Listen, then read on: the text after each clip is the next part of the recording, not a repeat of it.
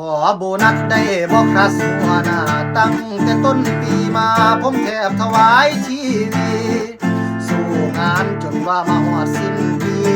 โบนัสพอมีคำนี้บ่อยากฟังขออ้างยอดขายบ่ได้ตามเป้าปีนี้บริษัทเฮาขาดทุนจะขาดทุนยังคำบ่หัวหน้าสร้างมาเป็นตาสั่งเพิ่นสรุปให้ฟังว่าปีนี้โบนัสจนเมื่อยมอยแขนขาลอยน้ำคำเพิ่นมันเกินไปหัวหน้าเศร้าสาอย่ามาตัวอย่าเว้ามั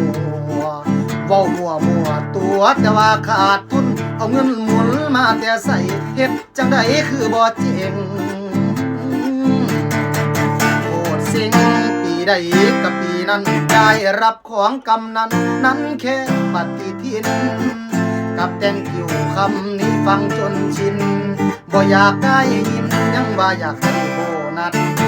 ฟังชัดแล้วชัดแล้วจักให้ผมโหลดคือว่าแนมเบิ่งตาลูกน้องเหลี่ยมมองน่าสงสารให้โหลดทานโหลดทาน5-6 พันก็ยังใครเป็นยังคือใจดำแท้มา